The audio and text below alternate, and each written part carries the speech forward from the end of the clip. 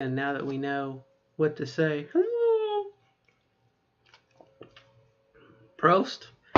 Hello, everyone. I had to record the video. I keep on turning off my microphone because when I play Minecraft with my daughter, the computer microphone, it picks everything up and it shows it on the screen in there, so it's like stereo, and I don't. That's why I turned off the microphone. So I have to redo this video. Today is October 13th, Friday the 13th, and today is 1.154, which means 1 year and 154 days, which means today is my 1 year and 5th month anniversary of hormones. So yay me. 1 month and I will be at the infamous 18 months, year and a half. Why am I making the video today? I just wanted to record a bit of a milestone. My dad I don't know what I did to my arm, but boy, I did it.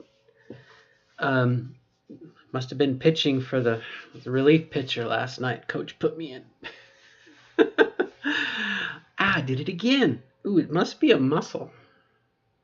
Anyway, I know you don't want to see me do this. My dad had come to visit for a couple days, 3 days, and my stepmom, and they were kind of holdouts, it seemed. Whenever I had talked to them on the phone, they used my dead name, they misgendered me, etc., etc. And so I kind of knew that this visit was going to be an opportunity where I could kind of try and mold some behavior. And they had not seen me since I started transitioning, actually. And so while I have sent them pictures and, of course, talked on the phone and told them everything I was doing and whatnot, I don't think it really had sunken in yet.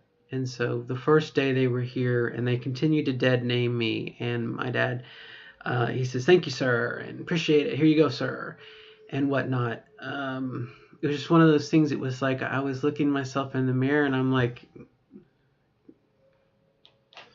"Sir?" and my dead name and whatnot. So I really felt bad about it, and I felt almost cowardly because I didn't want to challenge him. He's my dad. So on the second day, I started to, I would greatly appreciate it if you would kindly call me Robin, or I would greatly appreciate it. Please call me Robin. Please call me Robin. And after like the 10th time, I just would stand there, my hands on my hips, and look at them, and I'd look down at my breasts, or what I call my breasts, and I would just kind of say, Robin, ma'am, she, her. And it kind of got to the point that by the end of the second visit, they were still misgendering me and using my dead name, but they began to kind of correct themselves once I said I would greatly, and I started to give my spiel. They would say, Robin, I'm sorry, she, her. And then on the last day, they were correcting themselves before they said it. So, thank you, Robin. Thank you, sir, ma'am. And so even my dad had done that. And so I will take that as a victory and a well-mean, it's a start. And like I said, they were not part of my life as much as, let's say, my mom was, who, has visited me, maybe 6 times since I started transitioning, almost a year and a half ago, And so she's been with me the whole way and whatnot. So hopefully that is the last person. There are some other people in my family. My dad's sister is an example of a person. My sister is another person who just probably will not, just does not care. And that's okay for them. I mean, you know what I mean? We don't talk. If they don't want to be a part of my life, it's a shame. But, there comes a point where if you decide not to be a part of my life, you decide not to be a part of my life, and I hope that changes, but I'm going to go ahead with my life and whatnot. So that's kind of pretty good. And then another observation for this video that I made today is just how much I enjoy the binary gender world. And when I was dealing with my trans feelings and some gender dysphoria, I was a big advocate and very vocal about the gender spectrum, the sexual spectrum, and that the binary world was not what I bought into and everything else. And this morning, there was an exchange on Facebook that I realized that no, that's not true anymore. Now that I am full time, and I've been full time almost a year as far as getting my driver's license changed and everything else. I expect the binary world. And before, like I said, I kind of downplayed it or argued against it. Now I'm like, no, I want to be Mrs. Parks, ma'am, she, her. I would like guys to feel like they have to hold the door for me, or you know what I mean, courtesy and being polite and whatnot. And it made me feel somewhat like a hypocrite, or just made me realize how much my my perspective had changed.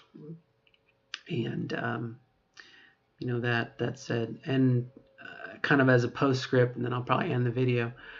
I wanted to make sure today was all about my daughter. It's the last day of her fall break, and so we went out today and we brought our books, and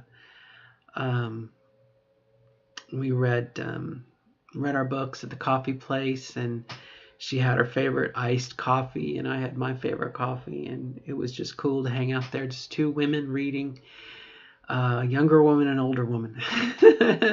And then we went to eat, we had lunch, and that was also just wonderful. It was me and her, and the restaurant was basically empty, and the server would come over every so often. Are you ladies okay? Do you need anything? And we were great. And again, it made me feel so good to be. It was mother and daughter, basically. It was a parent and her child. If you won't grant me the mother bit, I'm definitely her father, obviously. But a parent and her child, give me that at least. But it just felt really, really, really good.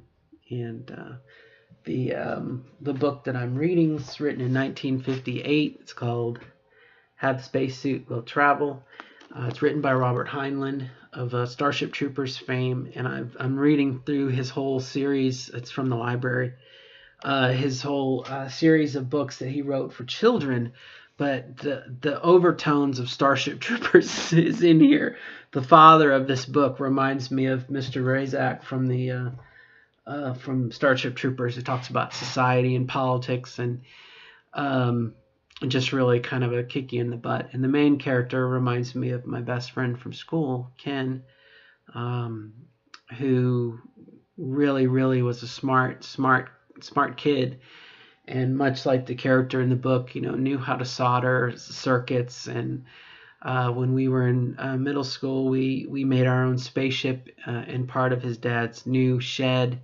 And it had, a working control panel with switches and LEDs and lights. And we had a lot of fun just, imagining we were going to go to another world. And we used it was the Space Shuttle technical manual, had the full checklist that they do, the pre-launch and pre-landing checklist.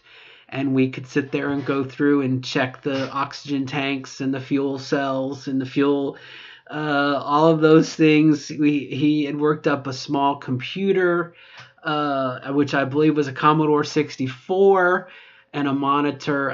Ken was just brilliant and such a wonderful guy and such a wonderful human being. And I really appreciate his friendship. I'd even say I love him as a person. So I'm gonna cry. That's okay. Good memories. He's a good guy. And he's still friends with me today, and that's kind of cool. That's cool. All right. I didn't expect to cry. Oh, strong emotions. Hey, I'll take that. Let it roll.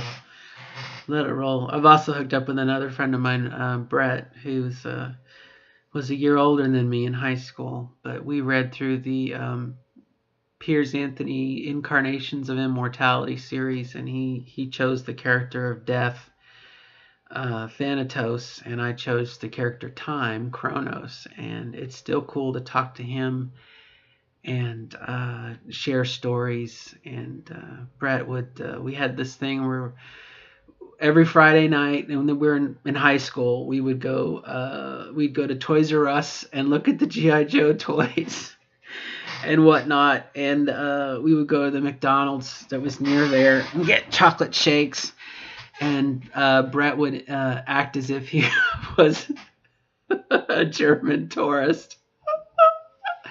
And at the drive-through, he was just so funny because he knew German, how to speak German, and he would just do his whole and the milkshake, and whatever. Oh my gosh, he's a riot. Another very creative individual. So, very smart man, very smart, very smart, very smart, very smart. It's nice to have friends. And really, that's just about it. I can't think of anything else. I looked at myself. This bike choked me up again. But they're good. It's good choking up. But just I looked at myself in the mirror. I'm looking at myself on the screen here, but I looked at myself in the mirror earlier, and I was just like, I love you, to myself.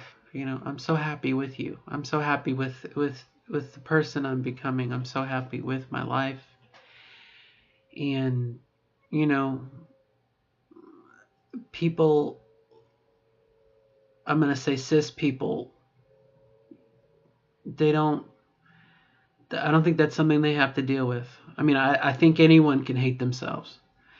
But when you hate yourself so much that you don't like yourself and whatnot, and to enable you to like yourself or the person you're becoming, it's very uplifting. And I hope that everyone gets to that point. I know I make these videos mostly for myself so I can learn and go back.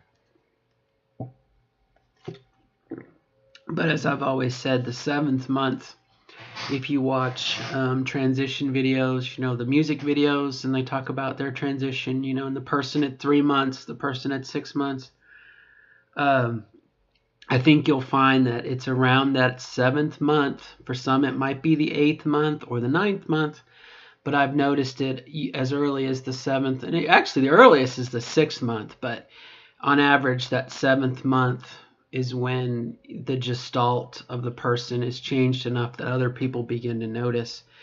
And if they meet you, I think before then, they're more likely to think, okay, this is a male, and they'll call you sir or whatnot. But after you cross that threshold, somewhere around the 7th month, they begin to err on the other side, and they're like, okay, well, I guess it looks like a girl, I'll call miss.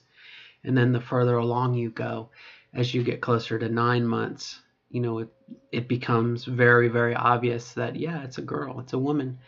And then when you get to a year, it's hard to get away from that, and granted, everyone's experience will be different, but that's what I noticed. And I watched, I'd say a good 30 videos, and I kept track of the time. And, if they would say, 6 months, I would look at them and say, okay, I can start to see the girl there, the female. And then, the 8th, the 6th, 7th, 8th, 9th. And usually, like I said, by the 9th, it was pretty sure they had crossed over the threshold. And I say that because usually when I meet someone who says, oh, and I'm just starting hormones, I'm usually say, well, circle in your calendar, circle 7 months from now so you know when that is, because that is when your gestalt is going to change. And people may not, like I said, do it immediately, but there's enough of a change about you overall that the overall picture is going to be, this is a woman. Now, keep in mind, if you're doing hormones and you're still, let me pull this back so I can make my point. if you have short hair or you have no hair, and let's say you've not been on with medication or seeing an endocrinologist on a regular basis, getting your hormones checked, or you're not eating, if you're not giving your body the raw materials that it needs, it may not happen at the 7th month, you know. But that's what I noticed on average. And for me today, at a year and 5 months, I'm beginning to like the way that I look. And again, to be that way, it's amazing. So confirmation, validation, I did the right thing. And I'm not done changing yet. And by no means do I think I fool anybody. But I think I've definitely crossed over the threshold. But I don't know where I was going with that. Crap.